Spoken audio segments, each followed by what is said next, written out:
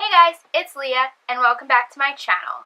So, the last video that I did, I discussed some of my review and thoughts on The Last Jedi, and today, Monday, it's a few days later, and I waited because this is going to be like my thoughts, feelings, Easter egg filled video and review. And the reason why I wanted to wait for this video, one, I didn't want to put out a video the day it was released just filled with spoilers when most of you haven't even seen it yet. And two, I wanted to get my initial thoughts without like exactly dogging and putting down the movie first. I wanted to take a look at the movie as a whole. So that is what I'm going to be doing today. So I've gotten a lot of feedback and comments. Some, it seems very mixed. Some are very negative, some are very positive. There are a lot of people saying that you are not a true Star Wars fan if you enjoyed this movie. Jedis don't deal in absolutes. No, but honestly, I feel like you are not a real fan if you are putting down people for having their own opinions. While I thought that this was a beautifully made movie, it wasn't my absolute favorite. While it's not the worst thing that has happened to the Star Wars franchise or this series, it wasn't the best. I just honestly don't think that anyone is ever going to be happy with the outcome of some of these films. Everyone gets so hyped up, so excited. We're all hoping that we can have something as good as the original trilogy, but quite honestly, I think if you keep going at it with those expectations, you are going to be let down time and time again. I definitely think that's what's happening. So starting to take a look at the movie itself and some things that I was disappointed in. I mentioned before Snoke in my last video. I am extremely disappointed with his portrayal. Now that I can say spoilers in this video, why did he die so easily? If he's this almighty, all-powerful Sith leader, we don't even know who he is, and then all of a sudden he just dies, like, before the middle of the film, like, seemingly, I thought I could kill him, quite honestly, the way that it happened. Another thing that I was a little disappointed with was Finn and Rose's little side story subplot. You know, while I didn't mind watching it in the film, I think it was very unnecessary, and it took away a lot of screen time from things that I would have rather seen. I would have rather seen more characterizations with people that we already had, rather than introducing a new character and having them go through the galaxy on a series of seemingly unimportant missions that don't have anything to do with the outcome of the film. Another interesting key point is how Luke projects himself in his last standoff with Kylo Ren.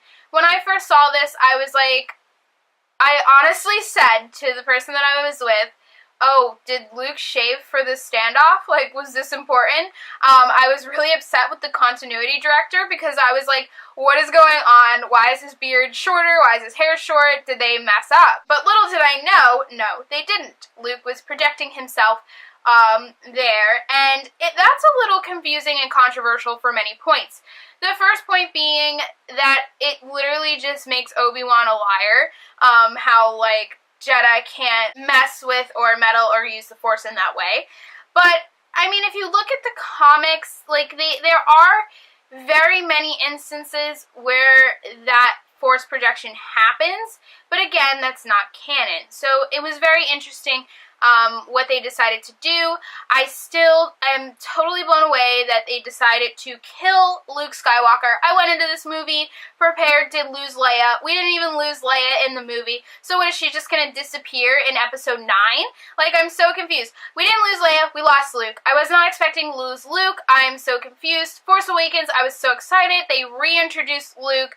I was like, oh my goodness, this is great. Like, we're gonna get to see more of Luke Skywalker and that story, and they killed him off. Now, Disney, knowing Disney, they will probably bring them back Force Ghost style like they did with Yoda, but that is still not the same. We do not have a Luke Skywalker anymore. Another thing that really irritated me was when I waited for 2 years to see Luke Skywalker toss his lightsaber over his shoulder. Like, what was that? Like, I honestly was really annoyed. Like, it's almost like they didn't know what to do.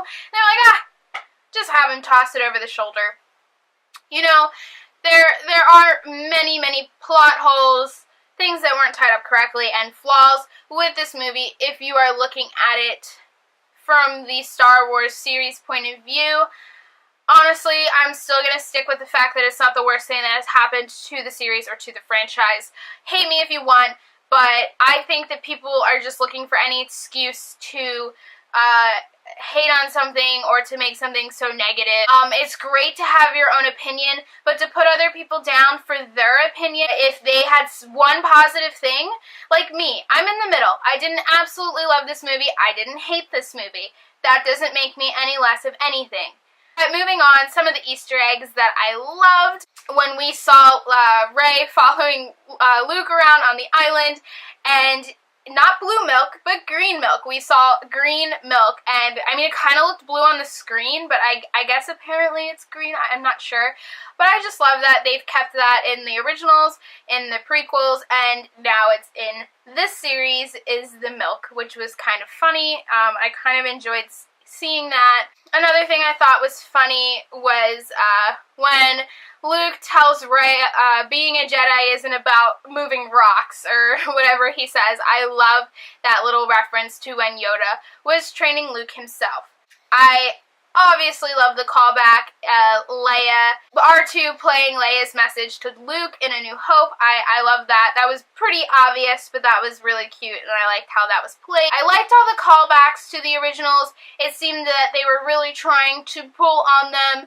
I just think that they needed to incorporate more of the feel of the originals rather than just making a bunch of references. Nevertheless, I still enjoyed them. Another thing that I really enjoyed in this film was Han Solo's golden dice. I thought that that was a really cute thing to include, especially since they killed off Han Solo.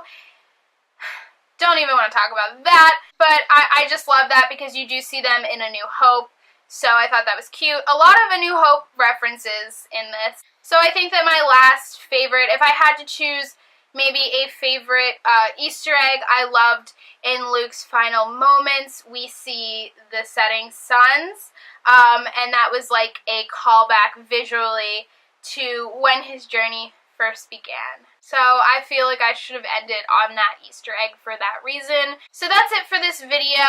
I know I didn't cover everything. I know I didn't cover every single Easter egg, every single plot issue, every single issue in general. I know I didn't cover all of those. I didn't want to. That would just be like an entire Star Wars saga in itself. But yeah, I just want to say that if anyone is telling you that you are not a real fan, if you felt a certain way about this movie, that you should not listen to them and that they don't decide who is a fan and who isn't.